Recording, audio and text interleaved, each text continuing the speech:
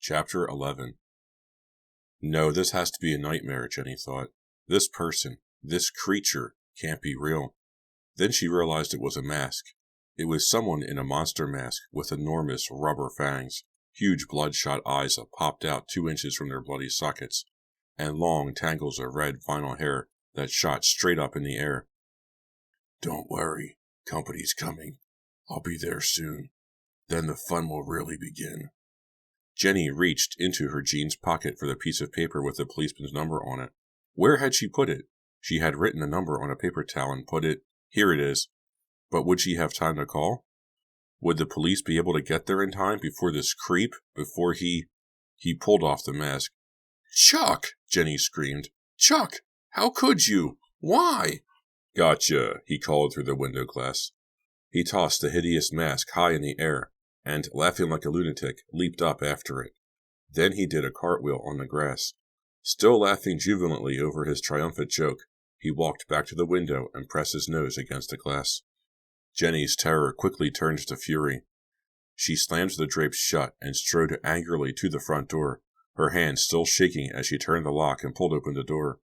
Chuck was waiting for her on the porch, grinning like he just won the World Series of practical jokes, turning the disgusting mask over and over in his hands.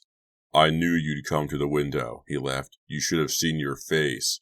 "Go away, you dork," Jenny screamed. "Get lost, I mean it." He didn't seem to hear her. Or maybe he didn't realize she was completely serious. "I gotcha. I really gotcha. Whoa, that was incredible." "You're not funny. You're sick. You scared me to death." She started to slam the door, but he shoved his foot into the opening. She felt a stab of renewed fear. He had moved so quickly, so deftly to block the door, as if he had done it before. She had the sudden realization that maybe he had come to harm her.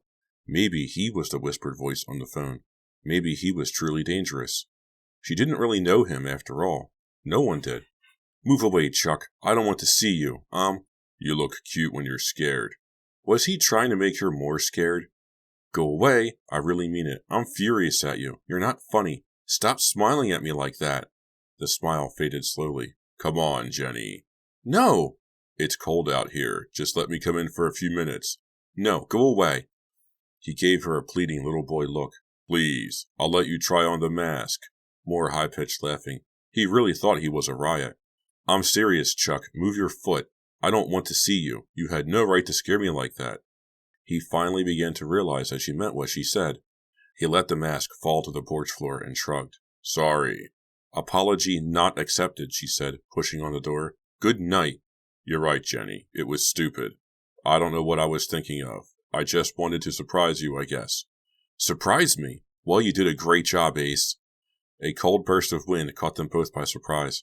They heard a crash somewhere down the street, a garbage can being knocked over, the lid rattling down the street. "I'm really freezing, Jenny." He wrapped his arms around himself. She saw for the first time that he had no coat, only a gray sweatshirt. He looked really cold and really apologetic, and really cute hugging himself like that, his eyes pleading with her like a little boy begging for a cookie. "Can't I come in?" "I guess. Just for a second. Hurry." She backed away, and he eagerly stepped into the narrow hallway, shivering, still hugging himself. "You can't stay long. The Hagans may be home soon. Mr. Hagan is so nervous. He'd kill me if he found a boy in here with me." He followed her into the living room. "Wow, what a dump." "They're planning to redo it all. They just moved in." "This place is huge. Great place to party."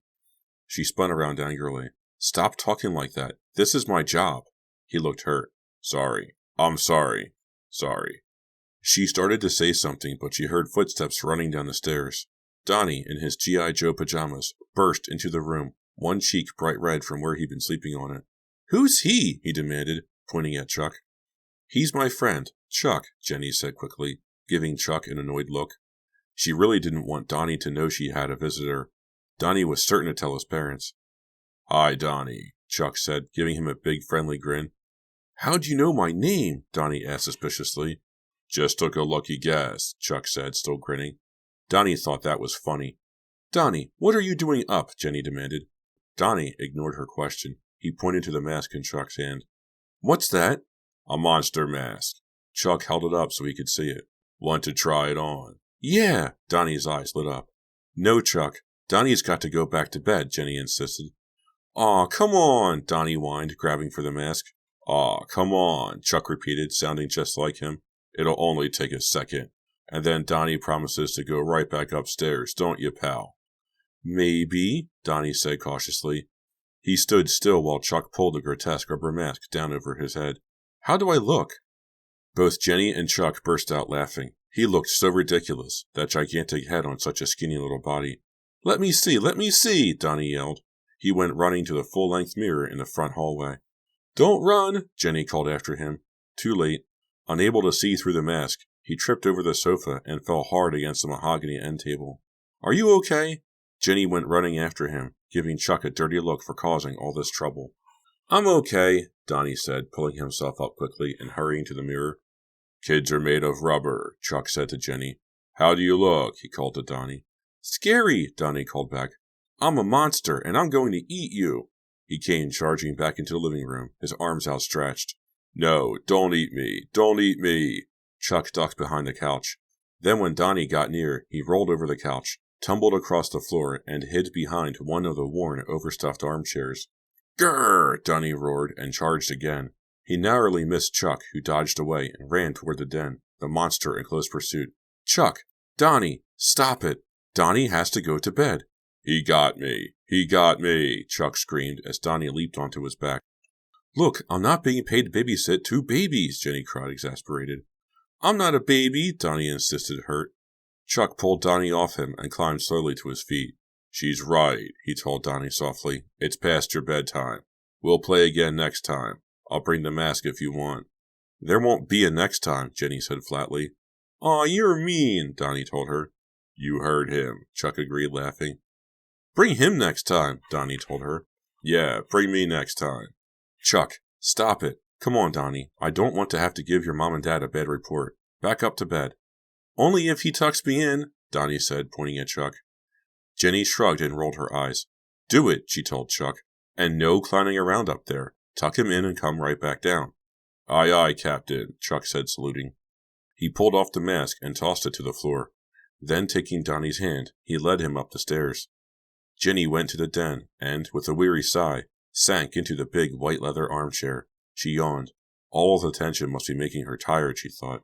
Chuck certainly was great with Donnie. The two of them just hit it off immediately. That's because Chuck is a big kid himself, playing that stupid practical joke with the mask. Why did he do that? Did he really think I'd find it funny, or was he trying to scare me to death? You look so cute when you're scared, he had said. What a sick thing to say. She heard Chuck's footsteps in the living room. I'm here in the den, she called to him. He appeared in the doorway and slid beside her into the big armchair, putting his arm around her shoulder. Stop, she protested. He snuggled against her. I just want to apologize, he said softly in her ear. That was stupid of me. I'm really sorry. He pressed his face against her cheek. He kissed her. She turned her lips to his. She gave in to the kiss. Then, with a little cry, she pulled away. She decided she had to ask. She had to ask about the phone calls. She had to know. She would never be able to trust him, never be comfortable with him, never be able to relax with him, to really believe in him, to really believe they could be a couple, unless she knew. She stood up and walked to the desk. He looked very hurt. What's wrong? He asked, that little boy look again. I have to ask you something, she said, leaning back against the desk, looking away from him, looking at the bookshelves instead. What? Why do you look so grim? I said I was sorry about the mask. It's not the mask. I have to ask you about something else. I hope you understand. I just have to ask. He shrugged. Okay, I'll understand. Ask me anything. He forced a smile, but he looked very nervous. Someone has called me, here at the Hagans. She turned and stared into his eyes. Was it you? His face turned bright red. He opened his mouth, but no sound came out. Yes, he finally managed to whisper. Yes, I'm sorry, Jenny. It was me. Chapter 12. Her eyes burned into his. He looked down at the dark floor. His face grew even redder. He looks like a ripe tomato, Jenny thought. Her thoughts bounced around in her head as she tried to decide what to do now. He had admitted it. He had confessed. He was sick. He may be dangerous. She had to get him out of there, away from her, away from Donnie. She could still feel his mouth on hers, still taste him on her lips. How could I have kissed him? How could I have actually liked someone who made those disgusting calls to me? How awful. How tragic. How scary. Chuck must be out of control. Sometimes he can hold himself in and be a funny, likable, good-natured guy. Other times his other side comes out. His sick side. His evil side. What should she do now? I was going to tell you, he said. His voice cracked. He didn't say any more. He shook his head and stared at the floor. I didn't mean... A loud crash interrupted him. Where'd that come from? He asked quickly, looking up, obviously glad for the interruption. Not upstairs, Jenny said, heading to the doorway. It was more of a prayer than a statement. He jumped to his feet and followed her across the living room. No, it was outside, in the back, I think. I'm going to check upstairs, Jenny said, taking the stairs 2 at a time. Donnie was sleeping peacefully, a stuffed tiger held tightly to his chest. They looked just like Calvin and Hobbes, she thought. She hurried through the other upstairs rooms, not bothering to turn on the lights, hoping against hope that she wouldn't see or hear anything, or anyone. Chuck was right. The crash must have been outside. She hurried downstairs and called to him. He was in the kitchen, looking out the window and the kitchen door. See anything? She asked. No, not a thing. Guess we should forget about it. No, it was a loud crash. I can't ignore it. I'm in charge here. It had to be caused by something. By someone.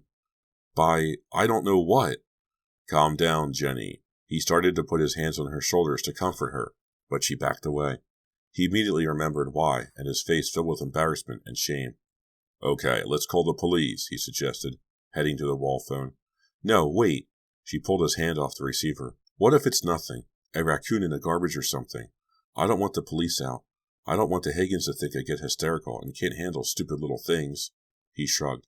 Okay, then we'll ignore it. She didn't reply.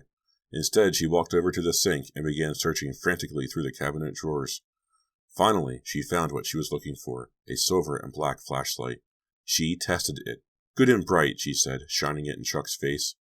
He threw up his hands to shield his eyes. What are you doing?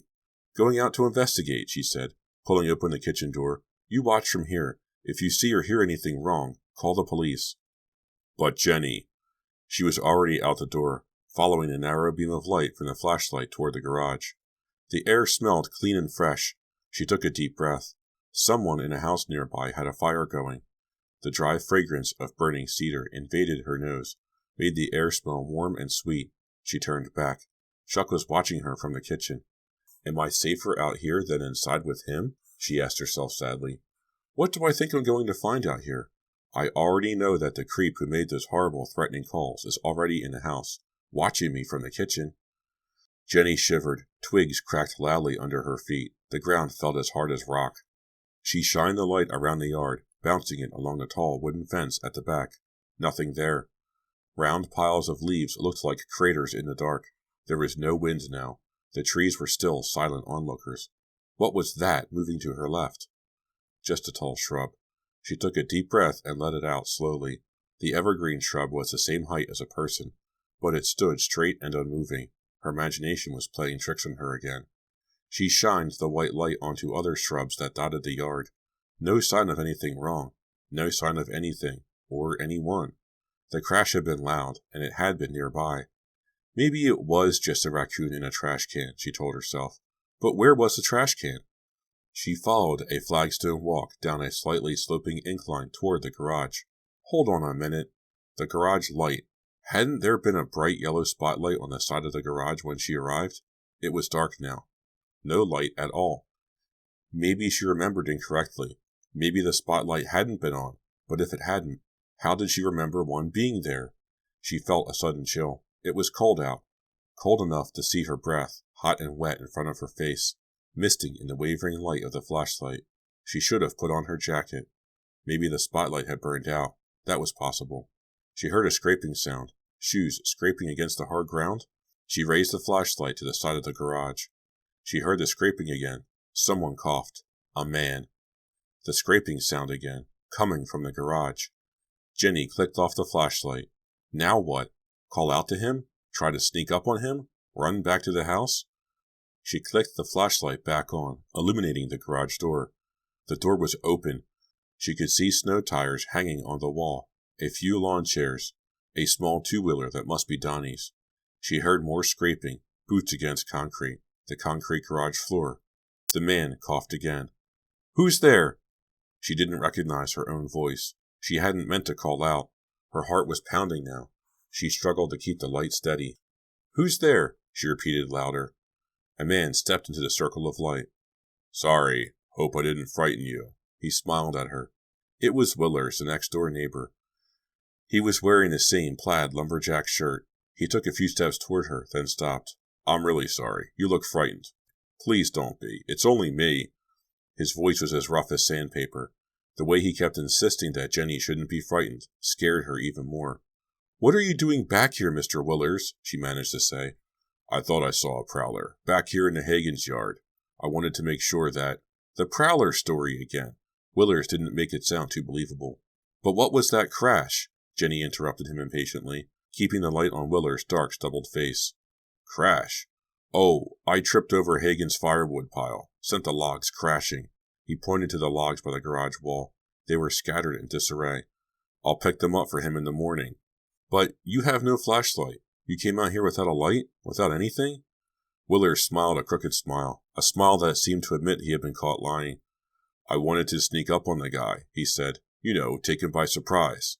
Suddenly, the smile faded. "Are you all alone in there?" he asked, his dark eyes searching for something in hers. The question caught Jenny off guard. The way he said it, the rumble of his rough voice, sounded just like the whisperer on the phone. But Chuck had already confessed. Chuck was the whisperer on the phone. "No," Jenny told him. "I'm not alone. A friend came over to keep me company." "I see," Willers said, scratching his black stubbly beard. "I wondered about the car parked out front." What a snoop, Jenny thought. Does he spend all of his time watching the Hagen's house? They stood staring at each other for a while. Jenny couldn't think of anything else to say. She shivered, almost dropping the flashlight. "You'd better get inside," Willers said. "You'll catch your death." Why did he say it that way? Was it some kind of threat? "There's no prowler out here," he said. "Maybe I scared him away. Go on, go back in. Sorry I scared you." "Okay," Jenny said. "Night." She watched him walk away until he disappeared into the trees at the right of the yard. By the time she got back to the kitchen, she was trembling all over. "You poor thing," Chuck said, taking her hands in his and rubbing them to warm them. "You were so brave. Come here. Let me warm you up." She pulled away from him again. "No, Chuck. Let go." "Jenny, that man out there." "Just a neighbor. He accidentally knocked over the woodpile. That was the crash. Now I think you'd better go." "But I want to." "No, I think you should just go. I don't think we have anything to talk about." "Yes, we do," he said, suddenly sounding more forceful, as if he had just made up his mind about something. He pulled out a tall kitchen stool and climbed onto it. "I'm not leaving until you listen to me." "I told you, Chuck, there's nothing more to say." "But I want to explain, Jenny, about calling you. I know it wasn't right. I know there's no excuse for it. But I want to explain. Then I'll go. I promise." She leaned back against the counter and closed her eyes. "Okay, explain." "Saturday night, I got the Hagen's phone number from your mother." "I know." "I was just going to call and say hi. You know, just talk. Nothing important. I thought maybe you were bored here all by yourself and we could talk. We could get to know each other better." "Chuck, really?" "Jenny, please, don't interrupt. This is really hard for me." It's true, he really did look as if he were suffering. He had his hands so tightly clamped onto the back of the stool that his knuckles were white. His eyes kept darting back and forth. His chin was trembling as he talked. "Sorry. Go on," Jenny said. "Okay, I was really nervous about calling you. I'd never called you before. And you probably won't believe this, but I'm really very shy. All my joking and clowning around, I guess that's kind of a cover-up. I just do that because I'm nervous a lot of the time around people. I get scared that they'll think I'm weird or they won't like me or something." He was fidgeting on the kitchen stool. He wiped his sweaty hands off on his jeans legs. "So it isn't easy for me to call a girl, especially a girl I like a lot, like you. But I called you anyway. It took me over an hour to work up the courage to call. Do you believe that?" "I'm sorry," Jenny said. "And when you picked up the phone, I guess I just panicked. I completely forgot what I was going to say. I started breathing real heavy. I felt weird, paralyzed, almost like I was going to faint or something. I wanted to talk to you, but I couldn't make a sound. It was so stupid. I heard you saying hello, hello, and I was just too panicked to talk, so I hung up. After I calmed down, I felt ridiculous, and I realized you probably thought it was some kind of a nut or a joker calling. All I could hear was breathing, Jenny said. I thought it was a creep who calls girls up and breathes at them. I'm really sorry. I was going to tell you on Sunday at the mall what had happened, but it was too embarrassing. I just wanted to forget about it. I had such a good time with you. I didn't want to spoil it by telling you what a dopey nerd I am in real life. He wiped his hands again on his jeans legs. He was staring down at the linoleum floor, but he looked really relieved, as if he had gotten a great weight off his chest. Go on, Jenny said. He looked up, confused. What? Go on. Tell me about the rest of the calls. What? What calls? That was it. What do you mean, Chuck? I want to hear your explanation for the rest. Jenny, there is no rest. I only made one call. It was such a disaster. Do you think I'd call back? But I got other calls. Someone whispering threats, threatening to come here, asking if I was all alone. Huh? Saturday night, and tonight. Jenny, that's horrible, and you thought I made them. No, I mean, I didn't know. When you said you were the one, I only called once. You've got to believe me. He looked at her. You do believe me, don't you? She ran to him in reply. She was in his arms. She was returning his kiss. He felt so warm, so good, so safe. Did she believe him? She wanted to. She really wanted to. But she wasn't sure. Chapter 13. 20 minutes later, they were still kissing on the white leather chair in a den when they heard a car door slam. The Hagans, they must be home early, Jenny cried, shoving Chuck off the chair. He looked confused for a second, then realized why Jenny was so panicky. I'm out of here, he cried. Which way? Go out the back. No, the front. Quick, the front. Get out of here, Jenny screamed. Was that the back door opening? If so, the Hagans would be in the hallway in seconds. Could Chuck get out in time? He flew across the living room, pulled open the front door, and vanished without looking back. The door! You left the door open, Jenny called, even though he was already out, already running through the darkness of the leaf-cluttered lawn toward his car. Jenny slammed the front door just as she heard the kitchen door open. She glanced anxiously at the living room, trying to make sure no trace of Chuck had been left behind.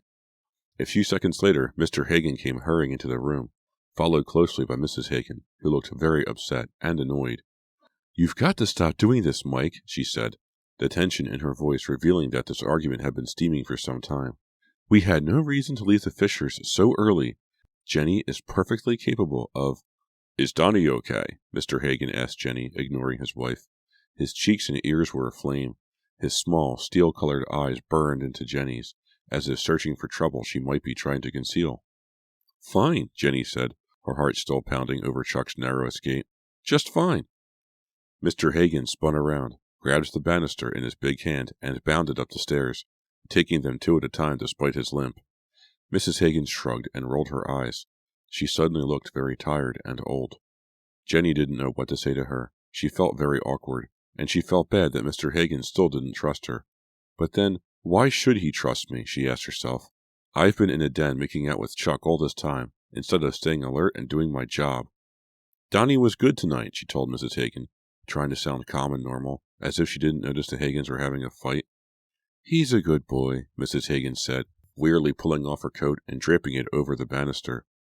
Mr. Hagan reappeared at the top of the stairs, still looking troubled. Donnie's fine, he told his wife. Of course he is, Mrs. Hagan said, frowning. I'm sick of you and your hunches and bad premonitions, Mike. Donnie's in good hands here. You have no cause for such alarm. Again he ignored her and turned to Jenny. I thought I saw a car out front, parked across the street, he said, leaning heavily on the banister as he descended. Do you know anything about it? No, I don't, Jenny lied.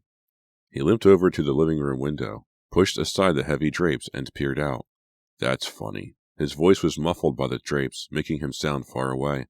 I could have sworn it was parked right across the street. Not there now. He stood looking out for a long while.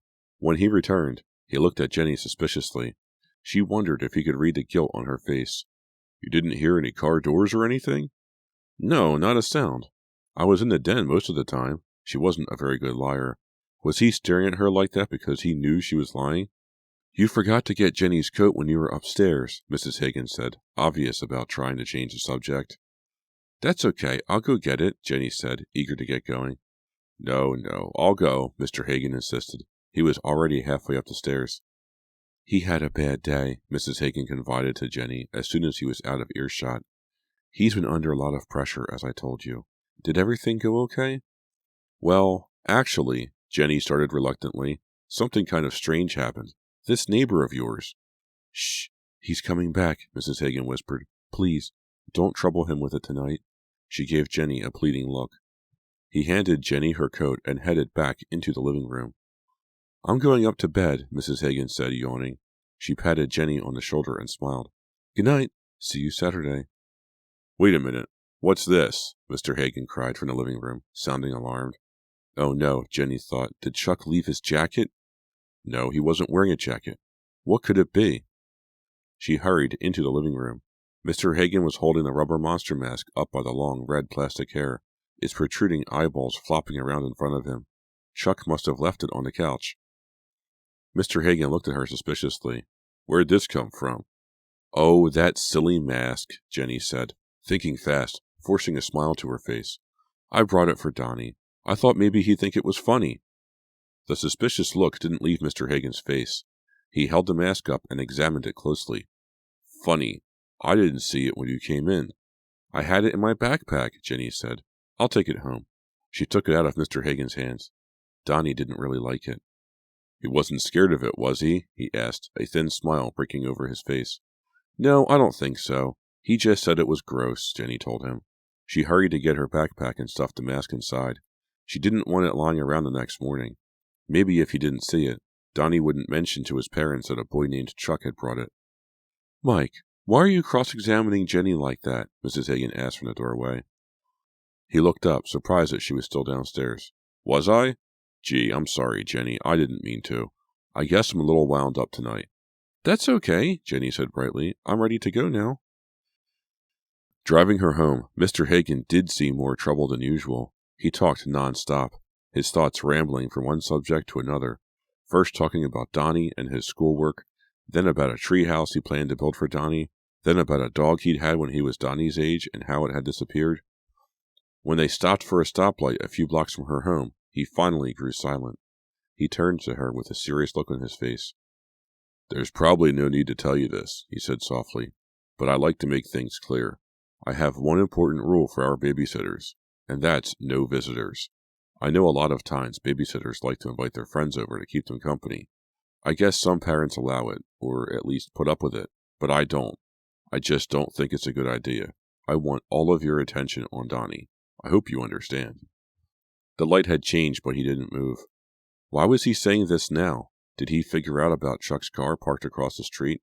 About the mask? Could he read her mind? Yeah, sure I do, Jenny said. I understand. She could feel her face getting hot from the guilt she felt. She was glad he couldn't see her blushing in the darkness. He pressed on the gas and the car rolled forward. We had another child, he said, staring straight ahead through the windshield, his face suddenly blank, completely expressionless. Jenny shifted in the seat and stared at him, waiting for him to say more, but he didn't. The words hung in the air. He seemed lost in thought. He stared straight ahead in silence the rest of the way to Jenny's house. Good night, Mr. Hagan, she said, climbing out of the car. He didn't seem to hear her. She slammed the door and watched him drive away, still staring straight ahead. Rotate! Rotate! Mrs. Marks's powerful voice echoed off the tile of the gym walls. Rotate, girls. Your serve, Jenny. God, I hate volleyball, Jenny muttered to Laura as she switched to serve position, the other girls on her team all moving over one place. Here's a tip that might help you, Laura told her, leaning forward to catch her breath, her hands resting above her knees. What's that? Jenny asked. Try to get it over the net this time. A few girls laughed. Jenny scowled at her friend, brought back her arm, raised the ball, and punched it with all her might. Once again, it sailed into the net. One more try, Miss Marks called, looking on disapprovingly from the side of the net. Get under it, Jenny, get under it. I wish you'd get under it, Jenny muttered under her breath. What? Miss Marks called. I said I'll try, Jenny told her. She raised the ball and brought her fist up hard and fast. This time, the ball sailed under the net.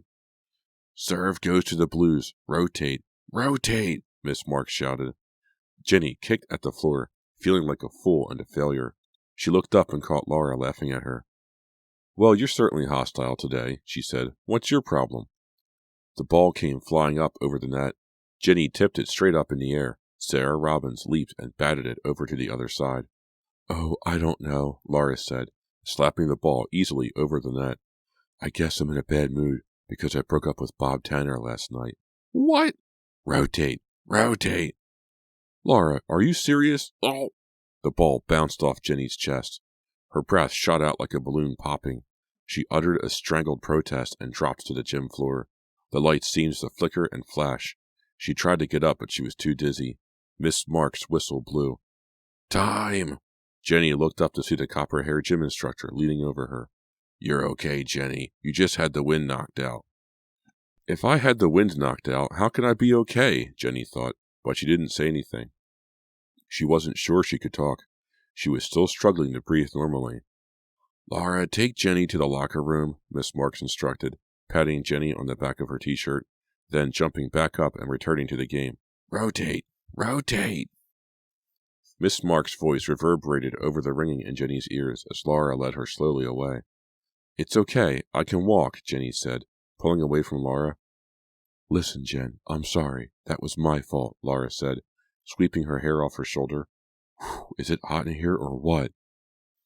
It was my fault, Jenny said, her voice still thin and shaky. I should have been watching. Can you breathe? Yeah, I'm fine, really, Jenny said, dropping down onto the wooden bench in front of her gym locker. I feel a little light, that's all. You know, kind of feathery, but I'll be okay. Want me to sit with you for a while? No, really, Laura. You can go back to the game. I'm just going to catch my breath. Then I'll take a shower. Okay. See you later, Jen. Hey, Laura. Sorry about you and Bob. Way it goes, Laura said, shrugging her tiny shoulders and vanishing out the locker room door. Jenny felt very dizzy. She leaned forward, elbows on her thighs, resting her head in her hands. After a while, the dizziness passed. Her head felt better, but her stomach felt as if it had a huge rock inside it. She opened her locker door and reached for her bag to get a tissue. Inside the bag, her hand came upon a folded-up sheet of yellow notebook paper. She pulled it out. She didn't remember putting it in there. She unfolded the sheet of paper. It appeared to be some kind of a note. As she read it, she began to get dizzy again. Hi, babes. All alone in that big old house? Don't worry. Company's coming. The bag fell out of her lap, spilling her hairbrush and mirror and several other items onto the concrete floor. She didn't notice. Her head was spinning. Her stomach ached. She read the note again. Again. The big block letters, printed so neatly, so carefully, seemed to jump off the yellow page at her. Company's coming. Don't worry. Company's coming. Who wrote it? Who folded it up and shoved it into her bag? The phone caller and the note writer had to be the same person. But who? Who could have gotten to her bag? Her heart skipped a beat as she mouthed the name of the only person who had been close enough to her bag last night to slip the note in. Chuck.